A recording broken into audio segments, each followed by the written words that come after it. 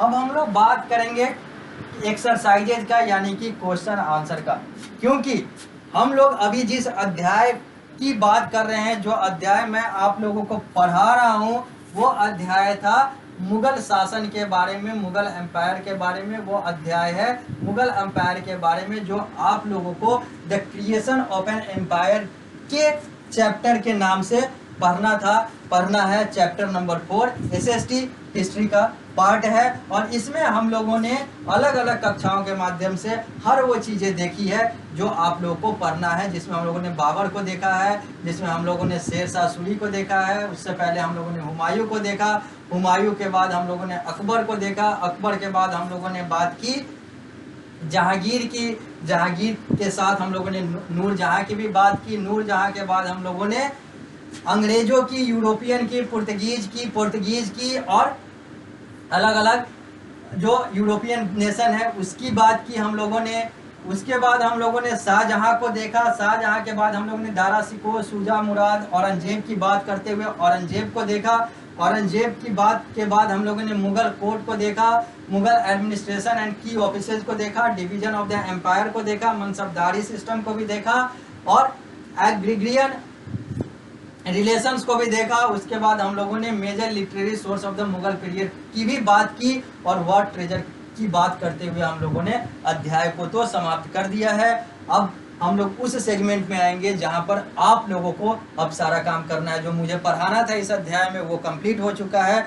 अब इस ज्ञान के आधार पर और अपने कौशल के आधार पर अब आप लोगों को इस प्रश्न के उत्तर करने हैं। कहीं पर भी कोई भी समस्या आता है इस प्रश्न के उत्तर देने में, तो आप मुझसे PSBI के अलग अलग प्लेटफॉर्म से जुड़कर पूछ सकते हैं। आप जिस स्कूल में, जिस विद्यालय में पढ़ाई कर रहे हैं, जो PSBI से एफिलिएटेड विद्यालय है, आप वहाँ के शिक्षकों से भी पूछ सकते हैं। जो भी मैंने पढ़ाया है, कहीं पर भी कोई भी कंफ्यूजन हो इस चैप्टर में तो आप मुझसे पूछ सकते हैं। प्रश्न में भी आए तो भी पूछ सकते हैं। चैप्टर में भी कोई कंफ्यूजन रह गया हो, कोई कंसेप्ट ना समझ में आया हो, उससे पूछ सकते हैं। अभी तक इस चैप्टर के पहले मैंने जो भी पढ़ाया है, जितना भी चैप्टर पढ़ाया है, वहाँ पर भी कोई क्वेश्चन हो, उसके प्रश्न में क्वेश्चन हो, उसके प्रश्न में कोई समस्या हो, उस चैप्टर के कंसेप्ट में कोई समस्या हो, आप मुझसे पूछ सकते हैं। मैं बार बार ये कहता हूँ कि कहीं पर भी कोई भी समस्या हो, पूरे SST में, हिस्ट्री में, इसके अलावा भी कुछ अगर समस्या हो तो आप PSBI के अलग अलग प्लेटफॉर्म के माध्यम से जुड़कर मुझसे पूछ सकते हैं। और साथ ही साथ आप उस विद्यालय में भी पूछ सकते हैं, उस विद्यालय के शिक्षक से भी पूछ सकते हैं जो PSBI से एफिलिएटेड है, जहां पर आप पढ़ाई कर रहे हैं। तो अब हम लोग इस क्वेश्चन की बात कर लेते हैं, कुछ क्वेश्चंस की बात कर लेते हैं जो आप लोगों से पूछे गए हैं। बस मैं पढ़ देता हूं, उत्तर तो आप लोगों को ही देना है। कंफ्यूजन होगा तो आप मुझसे पूछ सकते हैं। पहला टाइप क्वेश्चन है, answer the question by choosing the most appropriate alternative from those given below. नीचे कुछ प्रश्न दिए गए हुए हैं और हर प्रश्न के 4-4 विकल्प दिए गए हुए हैं। आपको बताना है कि सही विकल्प कौन सा है, क्योंकि इन चारों में से एक ही विकल्प सही है हर प्रश्न के। और टोटल नंबर ऑफ प्रश्न है 1, 2, 3, 4, 5, 6, 7, 8, जो पृष्ठ संख्या 43 और पृष्ठ संख्या 44 पर है।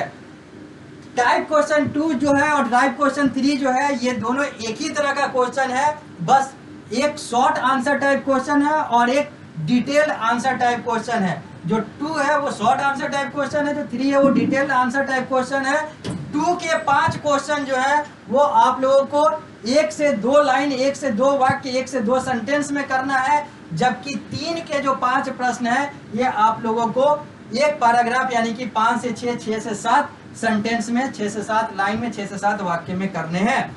इसके बाद हॉट्स में जो प्रश्न है वो लिखा हुआ है, why there are 2 different court in Mughal empire, Diwan-i-Aam और दीवाने खास। या क्यों मुगल शासन में दीवाने आम और दीवाने खास 2 तरह के कोर्ट की व्यवस्था थी, ये मैंने आप लोगों को पढ़ाया है। प्लस आप लोग अपने मेंटल एबिलिटी, अपने मानसिक योग्यता, सक्षमता का प्रयोग करें और इस प्रश्न का उत्तर दें, इस हॉट्स प्रश्न का उत्तर दें कि दीवाने आम और दीवाने खास 2 अलग अलग चीजों को बनाने की जरूरत क्यों थी, एक ही क्यों नहीं बन जाता। तो ये सारी बातें हम लोगों ने डिस्कस की है और इसके आधार पर आप लोग को उत्तर देना है। अगला है, चौथा प्रकार का प्रश्न है वो है write whether the following statement are true और फॉल्स। यहाँ पर 1 2 3 4 5 6 7 7 प्रश्न दिए गए हुए हैं और सातों प्रश्न को आपको अलग अलग पढ़ना है और बताना है कौन सही है कौन गलत है। सारे सही है तो सारे ट्रू, सारे गलत है तो सारे फॉल्स, कुछ सही है कुछ गलत है, तो जो ट्रू है वो ट्रू, जो फॉल्स है वो फॉल्स। मैच द फॉलोइंग जो है वो टाइप क्वेश्चन 5 है, जहां पर एक तरफ 1 2 3 4 5 दिया हुआ है, एक तरफ 1 2 3 4 5 दिया हुआ है, इसके 1 2 3 4 5 को इसके 1 2 3 4 5 से मिलान करना है। इधर मिनिस्टर और ऑफिसर है, इधर फंक्शन दिए गए हुए हैं, कौन सा मिनिस्टर कौन सा ऑफिसर को कौन सा फंक्शन करना होता था उससे आपको मिलान करना है। गिव वन वर्ड आंसर जो है ये छठा प्रकार का प्रश्न है। यहाँ पर 5 प्रश्न दिए गए हुए हैं, पांचों को पढ़ना है और इस पर एक शब्द में उत्तर देना है। जबकि टाइप क्वेश्चन 7 में fill the chart with the name of the 9 gem of the Akbar court, Akbar के 9 रत्नों का नाम यहाँ पर लिखना है। पृष्ठ संख्या 45 से हम लोग आ चुके हैं पृष्ठ संख्या 46 पर। यहाँ पर लिखा हुआ है मेनी टाइप क्वेश्चन 8 में मेनी बैटल्स वर फॉट ड्यूरिंग मुगल रूल, बहुत सारे लड़ाइयाँ बहुत सारे युद्ध जो है वो मुगल शासन में हुआ। Can you fill in the following blank, क्या आप यहाँ पर भर सकते हो? यहाँ पर आपको भरना है first battle of Panipat, who fought against हुम, किसके किसके बीच में लड़ाई हुई और कब लड़ाई हुई, ईयर। उसी तरीके से battle of Haldi Ghati, battle of Khanua, battle of Chausa, यहाँ पर आप लोग को उत्तर देना है। इसके बाद है वैल्यू बेस्ड क्वेश्चन, जहां पर आप लोगों से एक प्रश्न पूछे गए हुए हैं जिसका उत्तर देना है। Personally which measure taken by Akbar appeal to you the most, Akbar के द्वारा बहुत सारे चीजें बहुत सारे कदम उठाए गए, आपको बताना है कि आपको इसमें से सबसे बेहतर कौन सा लगा। Which of these do you think made him a good human being, इनमें से कौन सा जो मेजर था कौन सा जो कदम था वो आपको लगता है कि उसको एक बेहतर इंसान बनाता है। Right a short note giving your views, अपना विचार दें और संक्षिप्त में उत्तर दें। अगला है एक्टिविटी जोन, इसमें आप लोगों से 2 प्रश्न पूछे गए हुए हैं, 2 कार्य दिए गए हुए हैं करने के लिए। पहला है we know that Akbar was a tolerant monarch, हम लोग जैसा जानते हैं कि अकबर जो था वो एक सहिष्णु राजा था। Fill in the spaces given below to show the chain of his policies towards people of other religion, अब यहाँ पर आपको भरना है, 2 जगह तो भरा हुआ है 3 जगह खाली है, यहाँ पर भरना है कि वो कैसे धार्मिक रूप से सहिष्णु था, बाकी धर्मों के लिए उसके अच्छे विचार थे, वो सारी चीजें यहाँ पर लिखने हैं। दूसरा, from the study of Mughal history can we say that Mughal such as Jahangir, Shahjahan, Akbar were greatly influenced by women in their life and policy.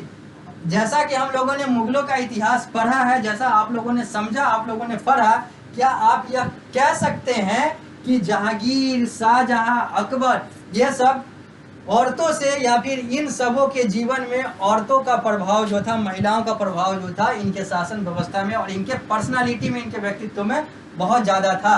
Right an essay to substantiate your point, अब आपको एक एसे लिखना है, एक विस्तार में इसके बारे में लिखना है। क्या आपको लगता है कि महिलाओं का था? अगर हाँ लगता है तो उसके बारे में लिखिए क्यों लगता है, ना लगता है तो उसके बारे में लिखिए क्यों लगता है।